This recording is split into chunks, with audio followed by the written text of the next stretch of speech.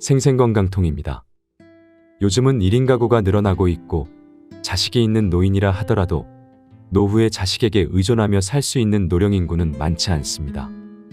나이 들어도 혼자 사는 것이 더 편하고 심지어 죽음도 혼자 맞이하기를 권하는 작가가 있습니다. 오늘 소개해 드릴 책은 우에노 지즈코의 집에서 혼자 죽기를 권하다 입니다. 본문을 조금 읽어 드리겠습니다.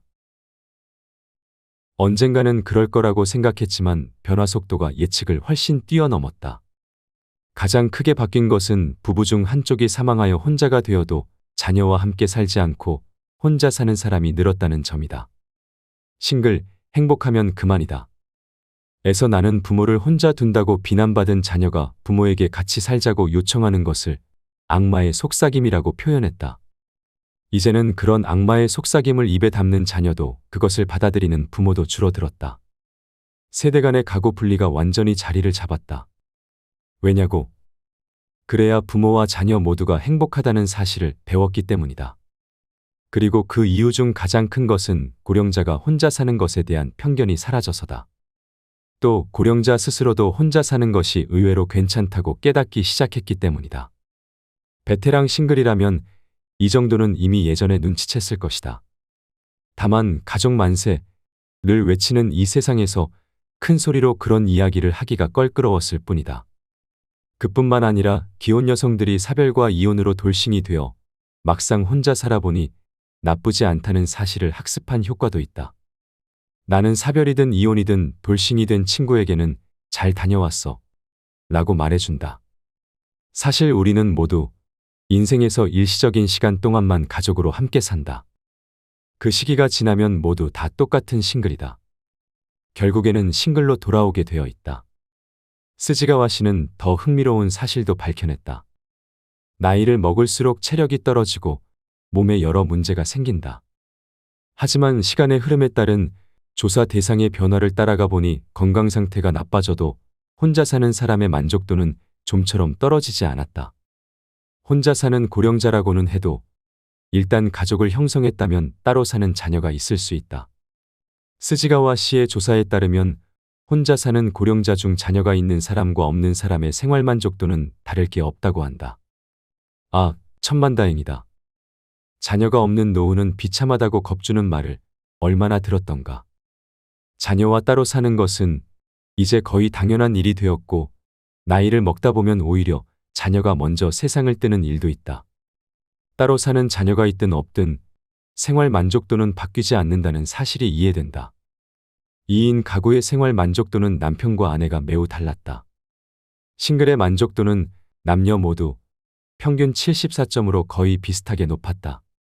반면 2인 가구는 남녀 양쪽 모두 싱글보다 만족도가 낮을 뿐만 아니라 여성의 만족도가 남성보다 더 낮았다.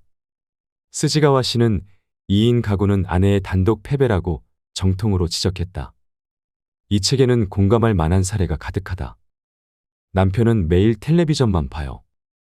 말을 걸어도 대답을 안 한다니까요. 그러면서 사소한 것까지 어찌나 잔소리하는지 짜증이 난다니까요. 남편은 다른 사람의 말을 전혀 듣지 않아요. 자기가 하고 싶은 대로만 하죠. 제가 반대 의견을 내면 금방 큰 소리를 내서 대화가 안 돼요. 물론 남편도 할 말이 있을 것이다.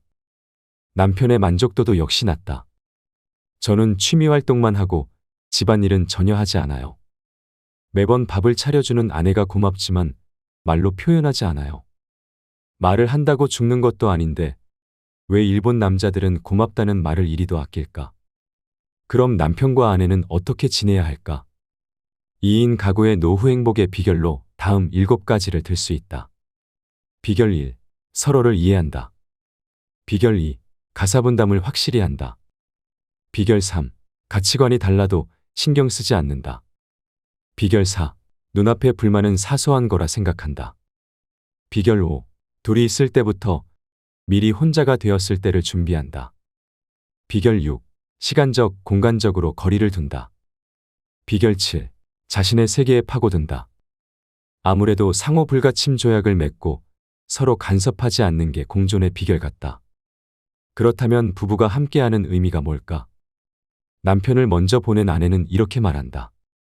맨날 싸우기만 해서 남편이 빨리 가버렸으면 좋겠다고 생각했는데 막상 가버리니 외롭네요. 부부란 참 알 수 없는 존재다. 기혼자인 스지가와 씨는 2인 가구 노후의 이상적인 모습은 혼자 사는 사람 2명을 한 지붕 아래에서 살게 하는 것이라고 했다. 실현할 수 있는 사람은 많지 않아 보인다. 만족스러운 노후의 모습을 따라가 보니 결론은 혼자 사는 거였다. 노후의 생활 만족도는 익숙한 장소에서 진정으로 신뢰할 수 있는 친구와 자유롭게 사느냐에 따라 결정된다. 스지가와 씨는 자신의 저서 3부작의 결론을 이렇게 맺었다. 나는 그동안 1. 살던 집에서 계속 살기. 2. 돈 부자보다 사람 부자 되기. 3. 타인에게 신세지지 않고 자유롭게 살기. 이상 3가지를 추구하며 살았다. 스지가와 씨의 결론은 나의 주장과 보기 좋게 겹쳤다. 스지가와 씨도 시설에 들어가는 것은 권하지 않았다. 오히려 자신이 결론 내린 요소들은 어떠한 고급 시설에도 존재하지 않는다. 라고 단언했다. 부유층 대상의 요양시설을 봐도 내가 전혀 부러워하지 않는 이유다. 예상치 못한 죽음은 남겨진 사람들에게 후회와 상처를 남긴다. 그러니 나이에 맞는 적절한 간병과 의료 지원을 받고 가족에게도 적당한 도움을 받자. 가족에게 짐이 되고 싶지 않아. 라는 말을 종종 듣는데 이 말도 정말 이상하다. 나는 부모를 간병했지만 자식한테는 기대하기 힘들지. 내가 느낀 부담을 자식도 겪게 하고 싶지는 않아. 와 같은 말도 한다. 이런 말을 하는 이유는 간병이 한 가족을 뭉개버릴 정도로 매우 큰 부담이라고 생각하기 때문이다. 하지만 그 정도로 큰 부담이 아니라면, 감당할 수 있을 정도의 부담이라면 가족에게 도움을 받는 게 그렇게 벌 받을 일은 아니다. 나는 아이가 없지만 아이를 키운 고령자에게는 반드시 이런 질문을 한다. 인생에서 가장 많은 시간과 에너지, 돈이 드는 일이 육아죠. 그러면 거의 모든 고령자가 그렇다고 답한다. 그렇다면 자녀에게 조금은 부담을 줘도 괜찮지 않을까? 존경하는 기리시마 요코 씨가 아첨하지 않는 노후라는 책에서 자식에게 아첨은 하지 않는다. 하지만 노후는 부탁할 셈이다. 라고 단언했다. 나는 이 글을 읽고 드디어 나와 생각이 통했다고 느꼈다. 싱글맘으로 3명의 아이를 키운 기리시마 씨의 파워는 아마 보통 사람과는 달랐을 것이다. 엄마를 따라 전 세계를 돌아다닌 아이들도 엄마가 자신들에게 쏟은 에너지와 고생을 잘 알고 있을 것이다. 주위의 보통 부모들은 자식에게 짐이 되고 싶지 않아 라고 말한다. 왜 그렇게 자식을 어려워할까? 기리시마 씨처럼 당당하게 내 도움을 좀 받아야겠어 라고 말해도 되지 않을까? 다들 자식의 눈치를 보면서 영원히 자식에게 주고만 싶은 것 같다. 그래서 나는 자식들에게 도움을 받으세요 라고 억지를 부리기보다는 만약 무슨 일이 생기면 잘 부탁해 라는 말 정도는 해두는 게 좋다고 조언한다. 그렇게 말할 수 있는 상대가 없는 내게는 그마저도 부러운 선택지다. 가족에게는 부담할 수 있을 만큼의 적당한 책임을 맡기자. 마지막에는 시설에서 지내야 할까? 최근에는 시설에서 간호까지 해주는 곳이 늘어나고 있다. 슬슬 내리막길에 접어든 노인을 병원으로 보낼 필요는 없다. 시설이 잘 맞는 사람도 있지만 나는 솔직히 시설과 데이 서비스에는 모두 들어가고 싶지 않다. 집단 생활을 싫어하기 때문이다. 하세가와 가즈오 씨는 치매 전문의로 치매 환자는 낮에 돌보는 데이케어가 중요하다고 주장했다. 하지만 막상 자신이 치매에 걸렸을 때 데이 서비스에 가보더니 하루 만에 싫어졌다고 한다. 역시나 그렇다. 데이케어는 주로 가족이 권한다. 노인이 집에 있는 게 싫기 때문이다. 속아서 혹은 억지로 떠밀려 갔지만 생각보다 괜찮다면서 즐겁게 다니는 사람도 분명 있겠지만 그조차도 자발적으로 간 것은 아니다. 어린이집에 가는 아이와 마찬가지다. 시설은 생활을 24시간 관리한다. 이런 곳을 전제적 기관이라고 한다. 그 전형이 교도소다.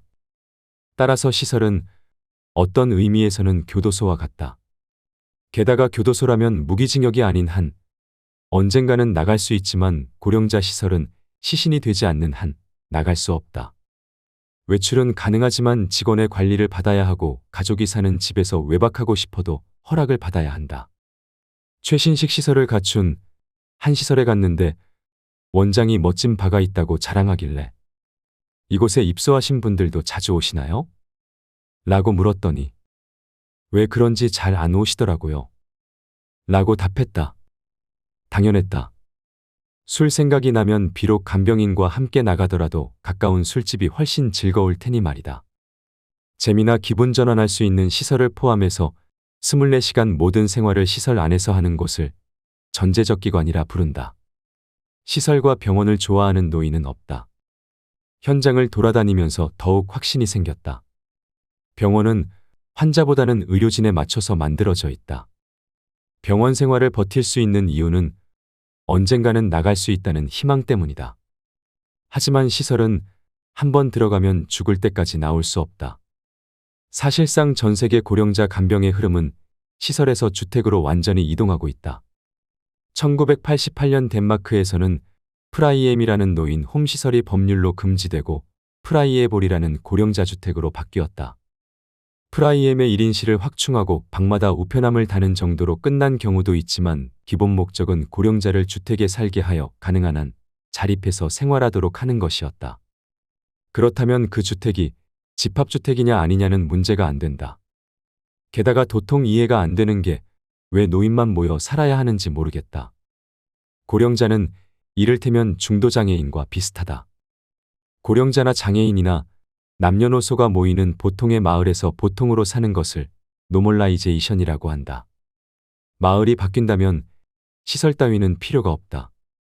고독사하는 사람들은 압도적으로 남성이 많았고 주로 50대 후반에서 60대였기 때문이다. 그 정도는 고령자라고 할 수도 없다. 즉, 중장년 남성의 문제이지 고령자 여성의 문제는 아니다. 고독사한 사람들은 살아있을 때부터 이미 고립된 인생을 살았다. 고립된 인생이 고독사라는 결과로 이어졌다. 살아있는 동안 고립되지 않는다면 고독사를 두려워할 필요가 없다. 싱글 여성은 전혀 두려워하지 않아도 된다고 말할 수도 있다. 왜냐하면 싱글 여성은 싱글 남성과 달리 친구 네트워크를 가진 사람이 많기 때문이다. 이 부분도 참 이해가 안 되는데 주부는 사회인이라고 부르지 않으면서 회사원은 사회인이라고 부른다. 그런데 정작 오랫동안 사회인으로 살아온 남성이 익힌 사회성은 왜 노후에 아무런 도움이 되지 않을까? 정말 알 수가 없다. 어떤 사람은 남성은 회사인이지 사회인이 아니라고도 한다. 그런 거라면 이해하지 못할 것도 없다. 게다가 남성의 사회성은 전부 이해관계를 바탕으로 해서 이해에서 벗어난 인간관계는 맺지 않는지도 모르겠다. 덧붙이자면 나는 남성을 논리적인 생물이라고 생각해 본 적이 없다.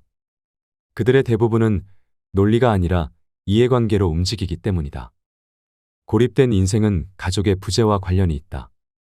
고독사한 남성에는 비혼과 돌싱이 많다고 한다. 이혼한 사람은 가족을 한번 형성했던 사람이지만 성별에 따라 그 후의 생활은 크게 달라진다. 일본에서는 이혼 후에 단독 친권만 인정하는데 친권의 80% 이상을 어머니가 가진다. 이혼 여성은 싱글맘이 될 가능성이 높다. 경제적 문제로 곤란을 겪을 수는 있지만 평생 열심히 키워온 아이와 끈끈한 사이를 유지한다.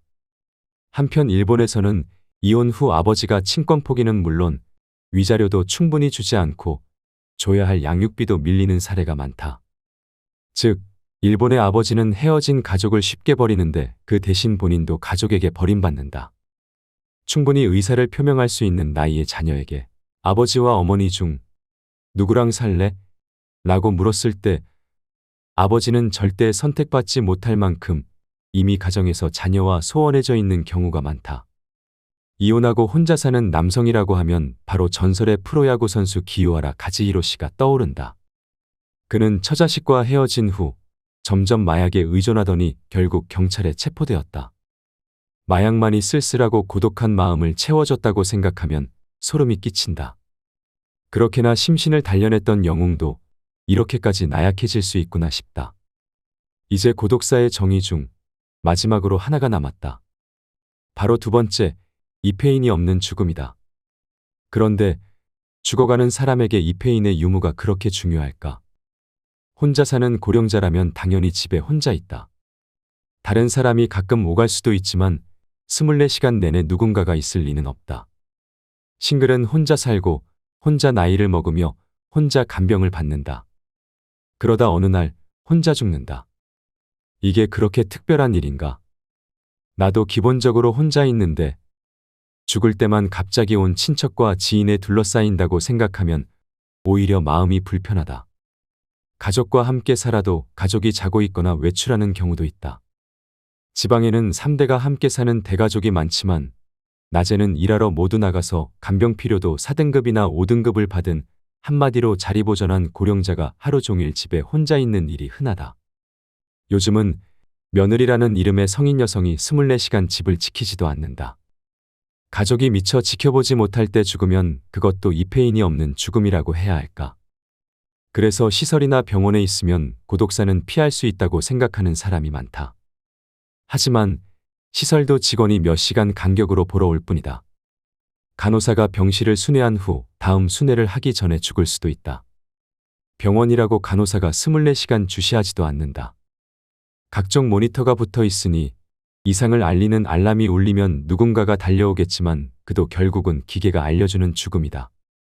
그뿐 아니라 의사가 매뉴얼에 따라 전기 쇼크나 심장 마사지를 시작하면 평온해야 할 죽음이 화재 현장처럼 변할지도 모른다. 이를 병원 내 고독사라고 부른다. 병원이나 시설에 있다고 해서 반드시 이페인이 있는 죽음을 보장받지는 않는다. 덧붙이면 오가사와라 시는 사람은 죽을 때를 고른다 고 말한다. 사랑하는 손자가 도착하기를 기다렸다가 죽는다든지 가장 좋아하는 요양보호사가 지켜볼 때 숨이 끊어지는 정말 실화일까 싶은 에피소드를 수없이 들었다. 어떻게든 장남이 올 때까지 버텨달라는 가족의 강력한 요구에 무리하게 연명처치를 하는 일도 있다. 오가사와라 씨는 그동안 혼자 사는 사람을 수없이 간호했지만 혼자서 죽는 사례는 없었다고 주장했다. 하지만 이는 오가사와라 클리닉에서 혼자 사는 사람을 간호한 사례가 적었던 시절의 이야기다. 이제는 사례가 많이 쌓여서 세 자릿수에 달하는 것을 보고 선생님, 아무도 없는 곳에서 죽는 사람도 있긴 하죠? 라고 물으니 그렇죠. 이제 다양해요 라고 했다. 아무렴 그렇지 싶었다. 임종관리사를 양성하고 있는 시바타 구미코 씨는 혼자서 죽게 하지 않겠다, 안아주며 보내겠다 며 나름의 노력을 하고 있다. 시바타 씨는 아무리 힘든 인생을 살아온 사람이라도 마지막 1%가 행복하다면 그 사람의 인생은 성공이며 그 마지막 1%를 도와주는 사람이 임종관리사라고 말한다. 그렇다면 이페인 없이 죽을까봐 걱정하는 것은 죽어가는 사람일까, 남겨지는 사람일까? 취재하면서 보니 임종을 지켜보고 싶어하는 쪽은 죽는 사람이 아니라 남겨지는 사람이었다. 나는 이를 임종입회 콤플렉스라고 이름 붙였다. 엄마와 단둘이 살면서 오랫동안 간병해온 지인은 자신이 외출한 사이에 엄마가 돌아가시자 자신을 탓했다. 그렇게 오랫동안 함께 시간을 보냈으니 마지막 잠깐을 놓쳐도 괜찮지 않나 싶었지만 본인은 그 사실을 받아들이지 못했다. 그동안 작별 인사와 감사의 말을 전할 시간은 충분히 있었을 텐데 꼭 죽어가는 사람에게 매달릴 필요는 없지 않을까. 초고령 사회의 죽음은 속도가 느리다. 충분히 예상할 수 있는 죽음이다. 작별 인사와 감사의 말은 기회가 있을 때마다 미리미리 하는 게 좋다. 나는 이제 작별 인사와 감사의 말은 상대의 귀가 들릴 때 들을 수 있는 곳에서 몇 번이고 하는 게 좋다고 생각한다. 죽어가는 사람을 붙잡고 엄마의 자식이라서 행복했어요 라며 눈물을 흘리기보다는 아프기 전에 말해주는 게 좋다. 일본인은 특히 가족 간에는 부끄럽다고 좀처럼 그런 말을 하지 못하는데 언젠가는 해야지 하고 생각만 하다가 부모님이 치매에 걸리고 상태가 점점 나빠져 버리기도 한다. 부모님의 정신이 온전할 때 물어볼 걸, 이런 말도 해드릴 걸 하고 후회하느니 좀 더 빨리 몇 번이고 말해드리자. 나는 요즘 친구들에게도 그때 내가 친절하게 대해준 일을 잊을 수가 없어. 너의 이런 점이 좋아라고 말해주기 시작했다. 죽고 난 후에 장례식에서 아무리 훌륭한 조사를 읽는들 죽은 이의 귀에는 들리지 않는다. 비슷한 연배의 동료들을 만나면 다음에 만날 때도 모두 살아있을까라는 생각이 드는데 다음에 또 만나게 되면 다시 만나 기쁘다 라며 진심으로 기뻐하면 된다. 정신병원은 가족과 시설 모두의 처치곤란인 환자를 받아주는데 그럼 치매 환자는 정신병원에서 어떤 치료를 받을까? 행동심리 증상이라는 문제 행동을 억제하는 수단은 두 가지다. 하나는 신체 구속이나 실내격리와 같은 물리적 행동 억제다. 또 다른 하나는 향정신성 약물을 투여하는 생리적 행동 억제다. 폭언과 폭행이라고는 해도 대부분 여기가 어디냐, 집에 보내달라, 밖에 나가고 싶다 등의 당연한 요구다. 대부분 가족한테 속아서 오기 때문에 집에 가고 싶다는 요구는 지당하다. 정신병원에서는 이러한 행동을 신체적 구속과 약물 투여로 억제한다. 환자는 확실히 얌전해지지만 반대로 생기는 잃는다. 정신병원이 아닌 고령자 시설에서도 치매 환자가 받는 처우는 매한가지다. 밖에 나가고 싶다는 환자를 자유롭게 외출하게 해주고 지칠 때까지 직원이 함께 다녀주는 시설은 미담이 될 정도로 희귀하다. 그런 일까지 하면 일손이 부족해서 버틸 수 없다는 것이 시설 측의 입장이다. 도쿄의 어느 고급 노인시설에 갔더니 치매 환자가 복도를 왔다 갔다 하고 있었다. 그분이 거주하는 공간은 고층이었고 엘리베이터에는 암호가 필요해서 자유로운 출입이 불가능했다. 직원에게 물으니 산책하고 싶다고 하시길래 복도를 걸으시라고 했어요. 라고 했다. 밖에는 밝은 햇볕이 내리쬐고 있었다. 개중에는 회로를 만들어 빙빙 돌 수 있도록 해둔 시설도 있다. 하지만 그 아무리 훌륭한 설계라고 해도 실내보다는 밖에 나가는 게 훨씬 기쁠 것이다. 치매에 걸리면 어쩔 수 없는 걸까? 나는 망연자실했다. 또 다른 하나는 약물 투여다. 알츠하이머의 진행을 억제한다고 알려진 도네페질 등은 한번 먹기 시작하면 평생 먹어야 한다는 점에서 고혈압약이나 당뇨병 약과 똑같다. 게다가 병이 진행될수록 투약하는 양은 점점 늘어간다. 치매 환자 700만 명 시대는 거대한 시장이기 때문에 제약회사가 만반의 준비를 하는 것도 무리가 아니다. 하지만 히가시다 스토무시의 치매의 진실을 보면 투약하는 양이 늘어서 좋을 게 하나도 없다고 한다. 나는 이 글을 읽고 놀랐다. 약을 먹으면 의식 상태가 저하되면서 환자가 얌전해지지만 약이 뇌 활동을 억제한다고 한다. 실제로 주변에서 들려오는 말은 약을 줄이거나 아예 끊은 이후에 오히려 상태가 개선되었다는 이야기뿐이다. 젊은 지인 중 한 사람은 어머니를 만나러 시설에 갈 때마다 어머니의 표정이 사라지고 있다는 사실을 눈치챘다.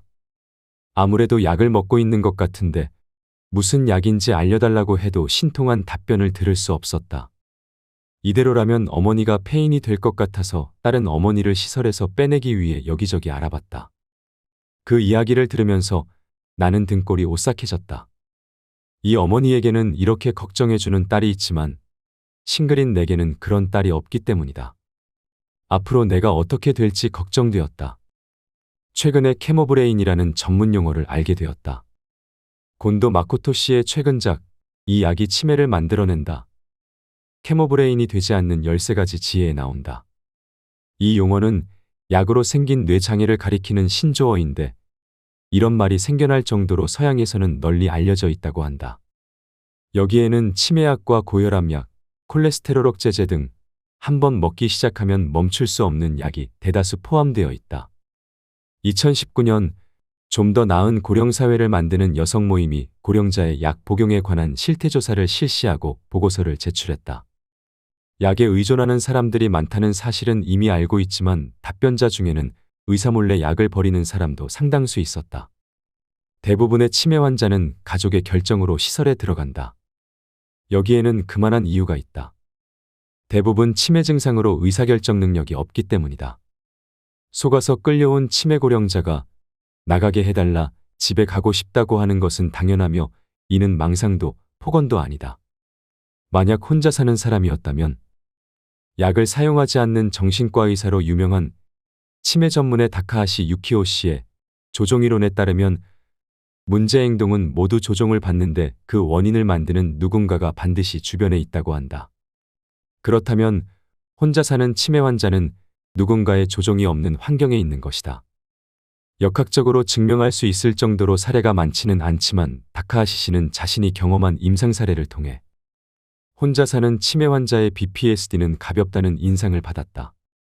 확실히 흥분이나 폭력은 적고 간병을 거부하거나 집으로 돌아간다는 망상, 사람을 착각하는 망상, 물건도난 망상이나 질투망상 등도 많지 않다고 했다. 그리고 가족과 함께 사는 경우와 달리 혼자 사는 치매 환자는 매일 지적을 받지 않기 때문에 스트레스가 극히 적다고 했다.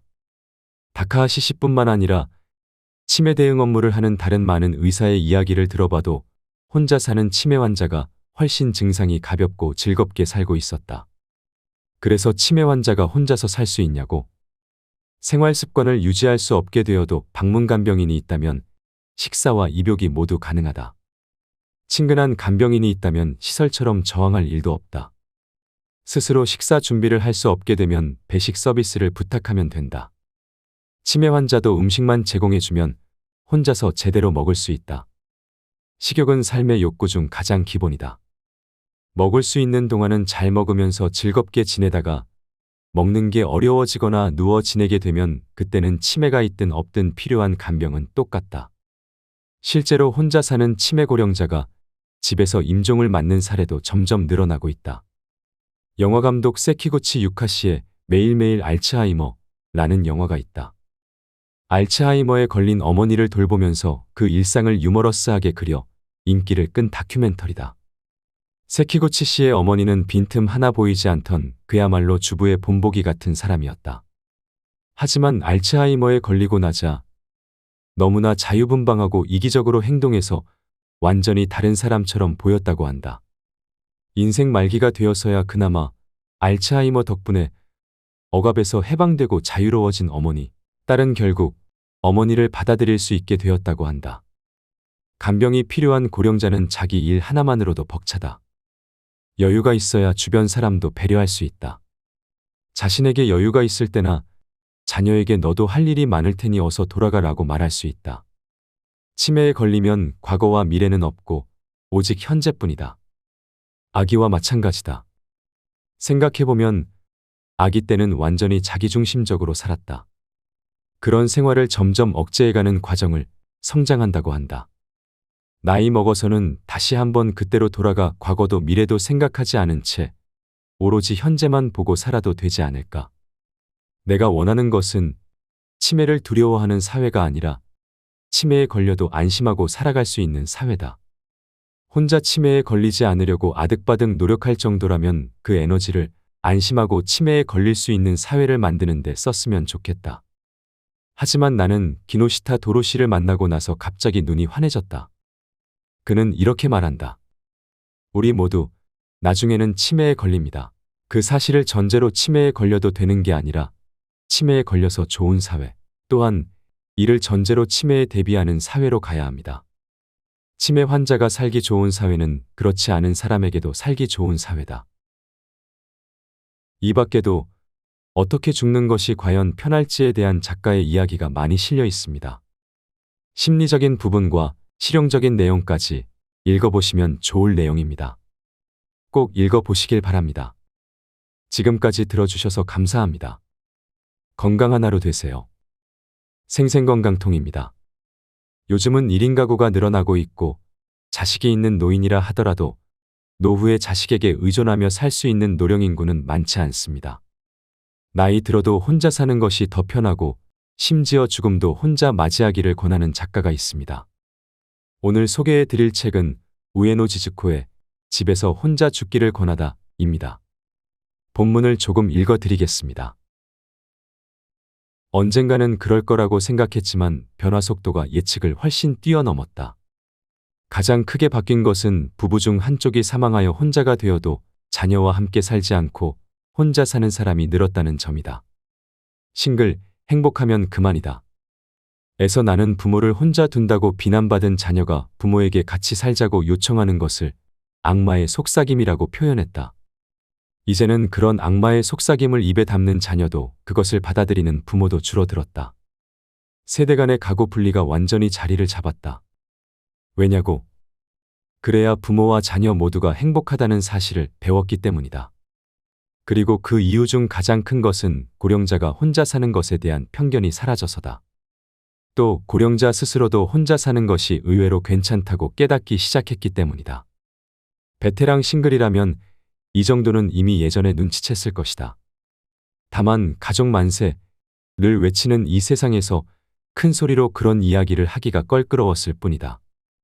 그뿐만 아니라 기혼 여성들이 사별과 이혼으로 돌싱이 되어 막상 혼자 살아보니 나쁘지 않다는 사실을 학습한 효과도 있다.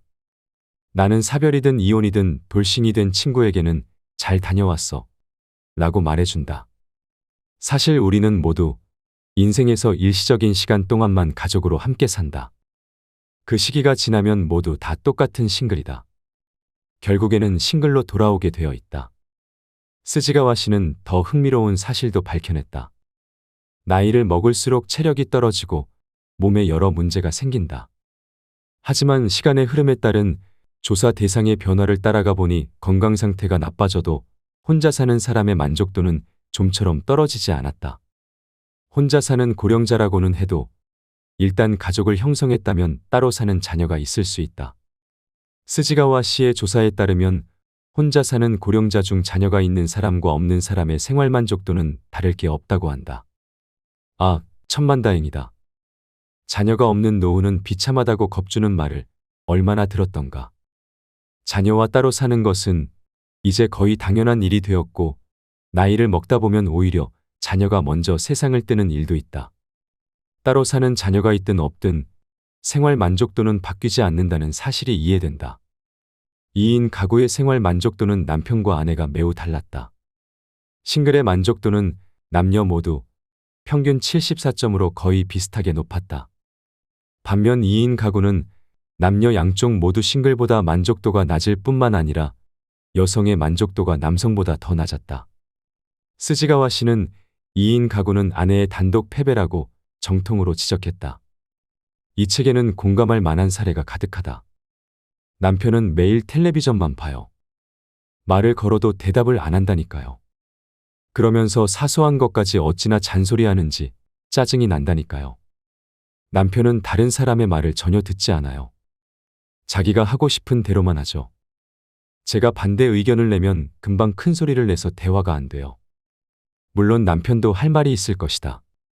남편의 만족도도 역시 낮다. 저는 취미 활동만 하고 집안일은 전혀 하지 않아요. 매번 밥을 차려주는 아내가 고맙지만 말로 표현하지 않아요. 말을 한다고 죽는 것도 아닌데 왜 일본 남자들은 고맙다는 말을 이리도 아낄까? 그럼 남편과 아내는 어떻게 지내야 할까? 2인 가구의 노후 행복의 비결로 다음 7가지를 들 수 있다. 비결 1. 서로를 이해한다. 비결 2. 가사분담을 확실히 한다. 비결 3. 가치관이 달라도 신경 쓰지 않는다. 비결 4.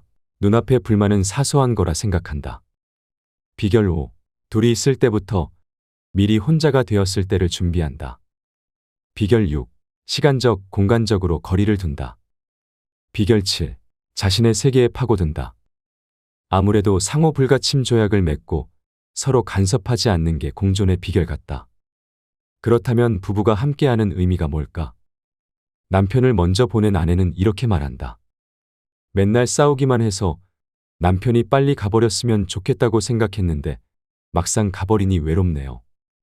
부부란 참 알 수 없는 존재다. 기혼자인 스지가와 씨는 2인 가구 노후의 이상적인 모습은 혼자 사는 사람 2명을 한 지붕 아래에서 살게 하는 것이라고 했다. 실현할 수 있는 사람은 많지 않아 보인다. 만족스러운 노후의 모습을 따라가 보니 결론은 혼자 사는 거였다. 노후의 생활 만족도는 익숙한 장소에서 진정으로 신뢰할 수 있는 친구와 자유롭게 사느냐에 따라 결정된다.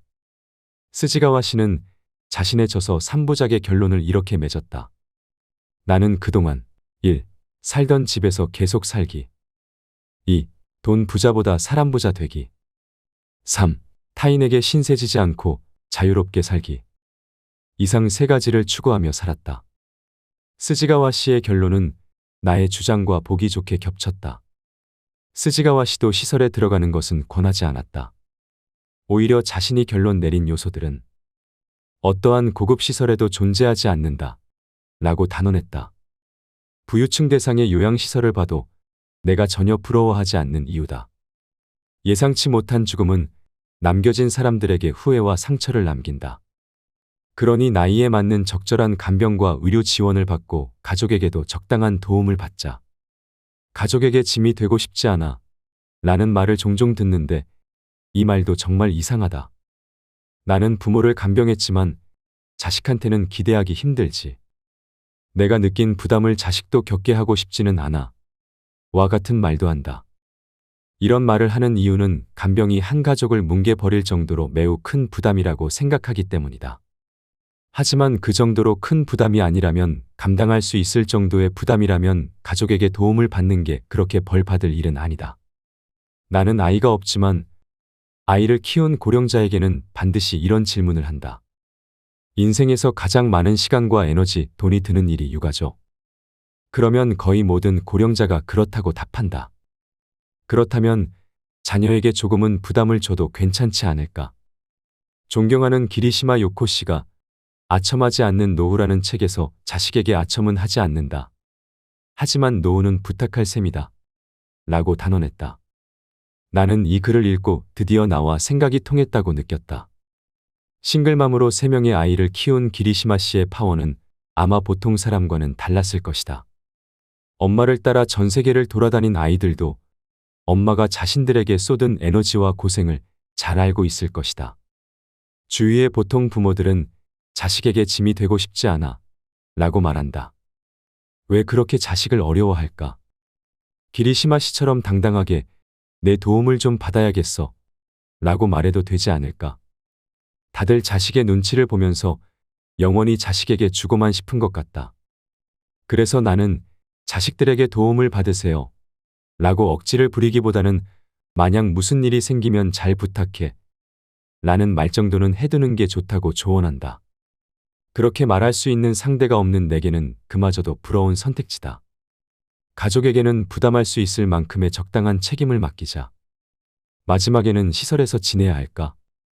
최근에는 시설에서 간호까지 해주는 곳이 늘어나고 있다. 슬슬 내리막길에 접어든 노인을 병원으로 보낼 필요는 없다. 시설이 잘 맞는 사람도 있지만 나는 솔직히 시설과 데이 서비스에는 모두 들어가고 싶지 않다. 집단 생활을 싫어하기 때문이다.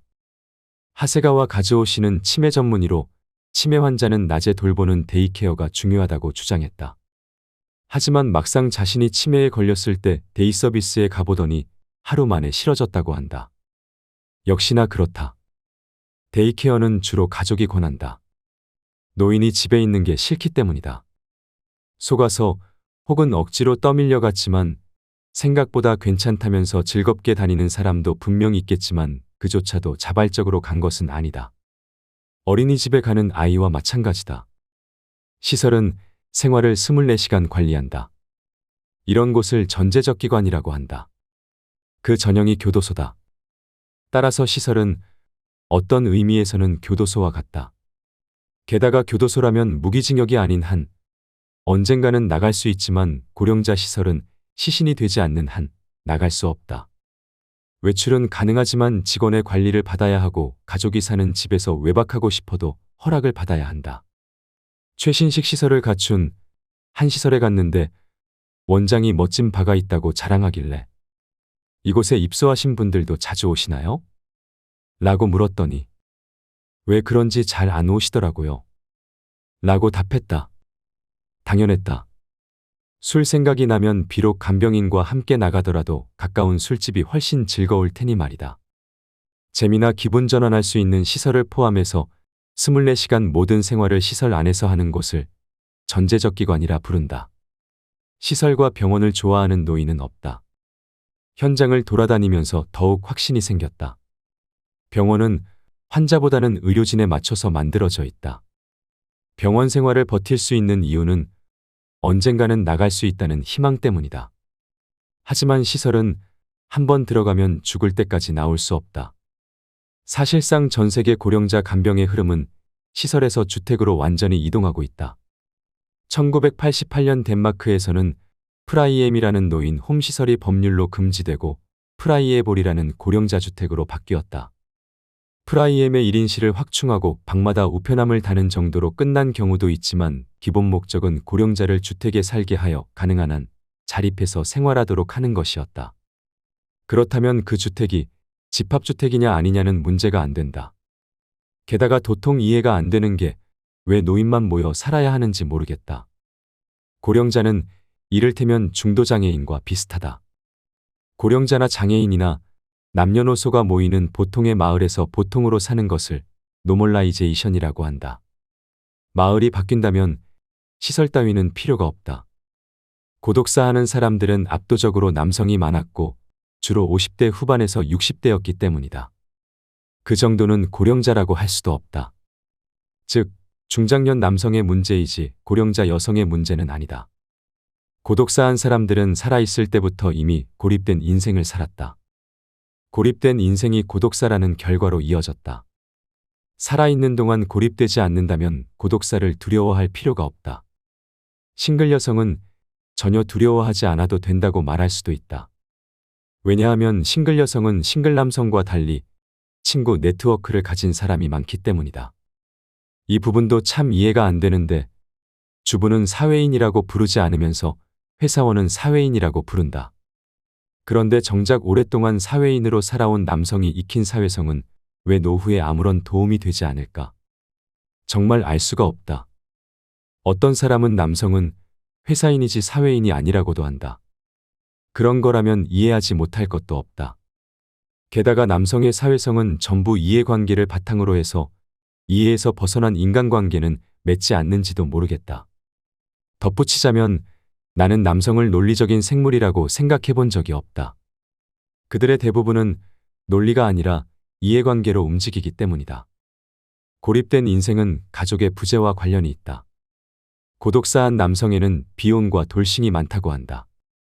이혼한 사람은 가족을 한번 형성했던 사람이지만 성별에 따라 그 후의 생활은 크게 달라진다. 일본에서는 이혼 후에 단독 친권만 인정하는데 친권의 80% 이상을 어머니가 가진다. 이혼 여성은 싱글맘이 될 가능성이 높다. 경제적 문제로 곤란을 겪을 수는 있지만 평생 열심히 키워온 아이와 끈끈한 사이를 유지한다. 한편 일본에서는 이혼 후 아버지가 친권 포기는 물론 위자료도 충분히 주지 않고 줘야 할 양육비도 밀리는 사례가 많다. 즉, 일본의 아버지는 헤어진 가족을 쉽게 버리는데 그 대신 본인도 가족에게 버림받는다. 충분히 의사를 표명할 수 있는 나이의 자녀에게 아버지와 어머니 중 누구랑 살래? 라고 물었을 때 아버지는 절대 선택받지 못할 만큼 이미 가정에서 자녀와 소원해져 있는 경우가 많다. 이혼하고 혼자 사는 남성이라고 하면 바로 전설의 프로야구 선수 기요하라 카즈히로시가 떠오른다. 그는 처자식과 헤어진 후 점점 마약에 의존하더니 결국 경찰에 체포되었다. 마약만이 쓸쓸하고 고독한 마음을 채워줬다고 생각하면 소름이 끼친다. 그렇게나 심신을 단련했던 영웅도 이렇게까지 나약해질 수 있구나 싶다. 이제 고독사의 정의 중 마지막으로 하나가 남았다. 바로 두 번째, 이페인이 없는 죽음이다. 그런데 죽어가는 사람에게 이페인의 유무가 그렇게 중요할까? 혼자 사는 고령자라면 당연히 집에 혼자 있다. 다른 사람이 가끔 오갈 수도 있지만 24시간 내내 누군가가 있을 리는 없다. 싱글은 혼자 살고 혼자 나이를 먹으며 혼자 간병을 받는다. 그러다 어느 날 혼자 죽는다. 이게 그렇게 특별한 일인가? 나도 기본적으로 혼자 있는데 죽을 때만 갑자기 온 친척과 지인에 둘러싸인다고 생각하면 오히려 마음이 불편하다. 가족과 함께 살아도 가족이 자고 있거나 외출하는 경우도 있다. 지방에는 3대가 함께 사는 대가족이 많지만 낮에는 일하러 모두 나가서 간병필요도 4등급이나 5등급을 받은 한마디로 자리보전한 고령자가 하루 종일 집에 혼자 있는 일이 흔하다. 요즘은 며느리라는 이름의 성인 여성이 24시간 집을 지키지도 않는다. 가족이 미처 지켜보지 못할 때 죽으면 그것도 이페인이 없는 죽음이라고 해야 할까? 그래서 시설이나 병원에 있으면 고독사는 피할 수 있다고 생각하는 사람이 많다. 하지만 시설도 직원이 몇 시간 간격으로 보러 올 뿐이다. 간호사가 병실을 순회한 후 다음 순회를 하기 전에 죽을 수도 있다. 병원이라고 간호사가 24시간 주시하지도 않는다. 각종 모니터가 붙어 있으니 이상을 알리는 알람이 울리면 누군가가 달려오겠지만 그도 결국은 기계가 알려주는 죽음이다. 그뿐 아니라 의사가 매뉴얼에 따라 전기 쇼크나 심장 마사지를 시작하면 평온해야 할 죽음이 화재 현장처럼 변할지도 모른다. 이를 병원 내 고독사라고 부른다. 병원이나 시설에 있다고 해서 반드시 이페인이 있는 죽음을 보장받지는 않는다. 덧붙이면 오가사와라 시는 사람은 죽을 때를 고른다 고 말한다. 사랑하는 손자가 도착하기를 기다렸다가 죽는다든지 가장 좋아하는 요양보호사가 지켜볼 때 숨이 끊어지는 정말 실화일까 싶은 에피소드를 수없이 들었다. 어떻게든 장남이 올 때까지 버텨달라는 가족의 강력한 요구에 무리하게 연명처치를 하는 일도 있다. 오가사와라 시는 그동안 혼자 사는 사람을 수없이 간호했지만 혼자서 죽는 사례는 없었다고 주장했다. 하지만 이는 오가사와라 클리닉에서 혼자 사는 사람을 간호한 사례가 적었던 시절의 이야기다. 이제는 사례가 많이 쌓여서 세 자릿수에 달하는 것을 보고 선생님, 아무도 없는 곳에서 죽는 사람도 있긴 하죠 라고 물으니 그렇죠, 이제 다양해요 라고 했다. 아무렴 그렇지 싶었다. 임종관리사를 양성하고 있는 시바타 구미코 씨는 혼자서 죽게 하지 않겠다, 안아주며 보내겠다 며 나름의 노력을 하고 있다. 시바타 씨는 아무리 힘든 인생을 살아온 사람이라도 마지막 1%가 행복하다면 그 사람의 인생은 성공이며 그 마지막 1%를 도와주는 사람이 임종관리사라고 말한다. 그렇다면 이페인 없이 죽을까 봐 걱정하는 것은 죽어가는 사람일까, 남겨지는 사람일까? 취재하면서 보니 임종을 지켜보고 싶어하는 쪽은 죽는 사람이 아니라 남겨지는 사람이었다. 나는 이를 임종입회 콤플렉스라고 이름 붙였다. 엄마와 단둘이 살면서 오랫동안 간병해온 지인은 자신이 외출한 사이에 엄마가 돌아가시자 자신을 탓했다. 그렇게 오랫동안 함께 시간을 보냈으니 마지막 잠깐을 놓쳐도 괜찮지 않나 싶었지만 본인은 그 사실을 받아들이지 못했다. 그동안 작별 인사와 감사의 말을 전할 시간은 충분히 있었을 텐데 꼭 죽어가는 사람에게 매달릴 필요는 없지 않을까. 초고령 사회의 죽음은 속도가 느리다. 충분히 예상할 수 있는 죽음이다. 작별 인사와 감사의 말은 기회가 있을 때마다 미리미리 하는 게 좋다. 나는 이제 작별 인사와 감사의 말은 상대의 귀가 들릴 때 들을 수 있는 곳에서 몇 번이고 하는 게 좋다고 생각한다. 죽어가는 사람을 붙잡고 엄마의 자식이라서 행복했어요 라며 눈물을 흘리기보다는 아프기 전에 말해주는 게 좋다. 일본인은 특히 가족 간에는 부끄럽다고 좀처럼 그런 말을 하지 못하는데 언젠가는 해야지 하고 생각만 하다가 부모님이 치매에 걸리고 상태가 점점 나빠져 버리기도 한다. 부모님의 정신이 온전할 때 물어볼 걸, 이런 말도 해드릴 걸 하고 후회하느니 좀 더 빨리 몇 번이고 말해드리자. 나는 요즘 친구들에게도 그때 내가 친절하게 대해준 일을 잊을 수가 없어. 너의 이런 점이 좋아라고 말해주기 시작했다. 죽고 난 후에 장례식에서 아무리 훌륭한 조사를 읽는들 죽은 이의 귀에는 들리지 않는다. 비슷한 연배의 동료들을 만나면 다음에 만날 때도 모두 살아있을까라는 생각이 드는데 다음에 또 만나게 되면 다시 만나 기쁘다 라며 진심으로 기뻐하면 된다. 정신병원은 가족과 시설 모두의 처치곤란인 환자를 받아주는데 그럼 치매 환자는 정신병원에서 어떤 치료를 받을까? 행동심리 증상이라는 문제 행동을 억제하는 수단은 두 가지다. 하나는 신체 구속이나 실내격리와 같은 물리적 행동 억제다. 또 다른 하나는 향정신성 약물을 투여하는 생리적 행동 억제다. 폭언과 폭행이라고는 해도 대부분 여기가 어디냐, 집에 보내달라, 밖에 나가고 싶다 등의 당연한 요구다. 대부분 가족한테 속아서 오기 때문에 집에 가고 싶다는 요구는 지당하다. 정신병원에서는 이러한 행동을 신체적 구속과 약물 투여로 억제한다. 환자는 확실히 얌전해지지만 반대로 생기는 잃는다. 정신병원이 아닌 고령자 시설에서도 치매 환자가 받는 처우는 매한가지다. 밖에 나가고 싶다는 환자를 자유롭게 외출하게 해주고 지칠 때까지 직원이 함께 다녀주는 시설은 미담이 될 정도로 희귀하다. 그런 일까지 하면 일손이 부족해서 버틸 수 없다는 것이 시설 측의 입장이다. 도쿄의 어느 고급 노인시설에 갔더니 치매 환자가 복도를 왔다 갔다 하고 있었다. 그분이 거주하는 공간은 고층이었고 엘리베이터에는 암호가 필요해서 자유로운 출입이 불가능했다. 직원에게 물으니 산책하고 싶다고 하시길래 복도를 걸으시라고 했어요. 라고 했다. 밖에는 밝은 햇볕이 내리쬐고 있었다. 개중에는 회로를 만들어 빙빙 돌 수 있도록 해둔 시설도 있다. 하지만 그 아무리 훌륭한 설계라고 해도 실내보다는 밖에 나가는 게 훨씬 기쁠 것이다. 치매에 걸리면 어쩔 수 없는 걸까? 나는 망연자실했다. 또 다른 하나는 약물 투여다. 알츠하이머의 진행을 억제한다고 알려진 도네페질 등은 한번 먹기 시작하면 평생 먹어야 한다는 점에서 고혈압약이나 당뇨병 약과 똑같다. 게다가 병이 진행될수록 투약하는 양은 점점 늘어간다. 치매 환자 700만 명 시대는 거대한 시장이기 때문에 제약회사가 만반의 준비를 하는 것도 무리가 아니다. 하지만 히가시다 스토무 씨의 치매의 진실을 보면 투약하는 양이 늘어서 좋을 게 하나도 없다고 한다. 나는 이 글을 읽고 놀랐다. 약을 먹으면 의식 상태가 저하되면서 환자가 얌전해지지만 약이 뇌 활동을 억제한다고 한다.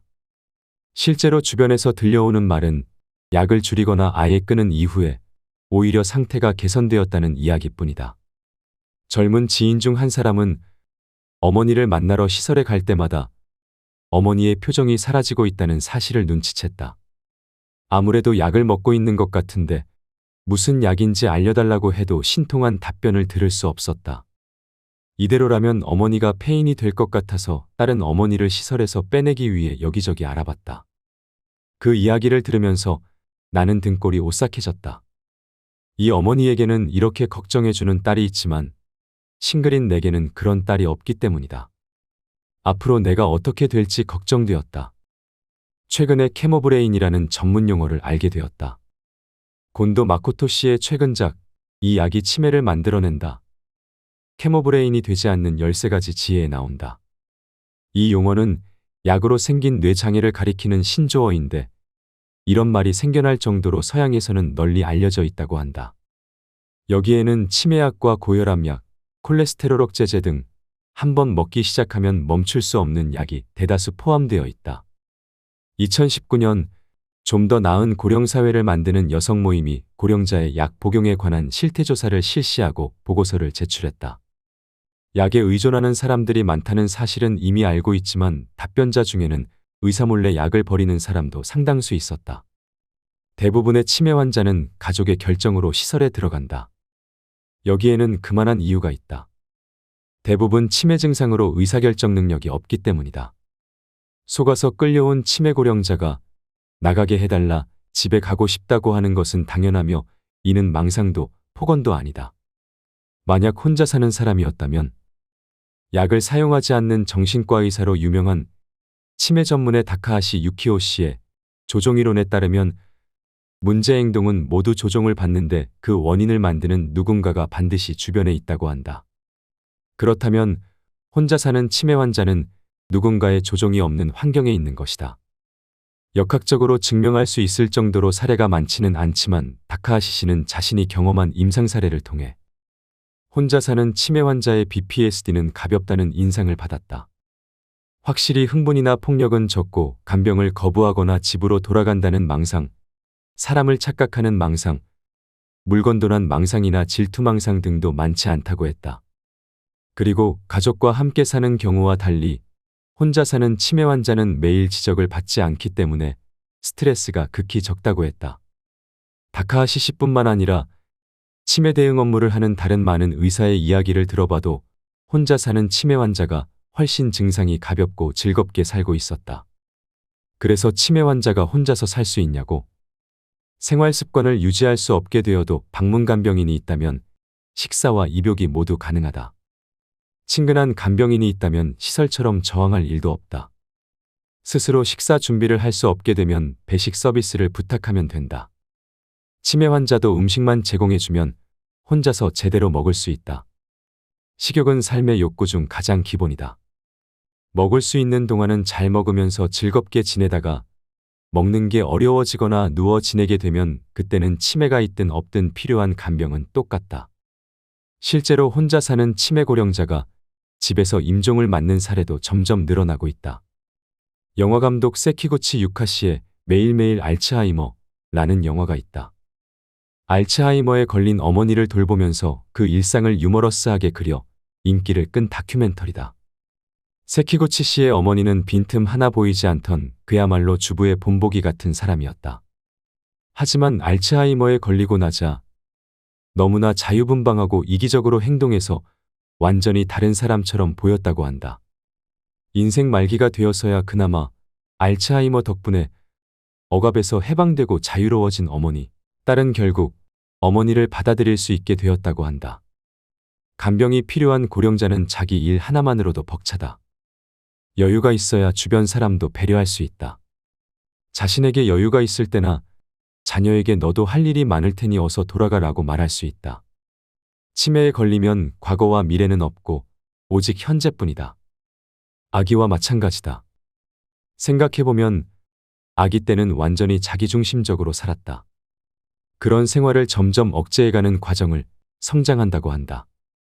나이 먹어서는 다시 한번 그때로 돌아가 과거도 미래도 생각하지 않은 채 오로지 현재만 보고 살아도 되지 않을까. 내가 원하는 것은 치매를 두려워하는 사회가 아니라 치매에 걸려도 안심하고 살아갈 수 있는 사회다. 혼자 치매에 걸리지 않으려고 아득바득 노력할 정도라면 그 에너지를 안심하고 치매에 걸릴 수 있는 사회를 만드는 데 썼으면 좋겠다. 하지만 나는 기노시타 도로시를 만나고 나서 갑자기 눈이 환해졌다. 그는 이렇게 말한다. 우리 모두 나중에는 치매에 걸립니다. 그 사실을 전제로 치매에 걸려도 되는 게 아니라 치매에 걸려서 좋은 사회, 또한 이를 전제로 치매에 대비하는 사회로 가야 합니다. 치매 환자가 살기 좋은 사회는 그렇지 않은 사람에게도 살기 좋은 사회다. 이 밖에도 어떻게 죽는 것이 과연 편할지에 대한 작가의 이야기가 많이 실려 있습니다. 심리적인 부분과 실용적인 내용까지 읽어보시면 좋을 내용입니다. 꼭 읽어보시길 바랍니다. 지금까지 들어주셔서 감사합니다. 건강한 하루 되세요.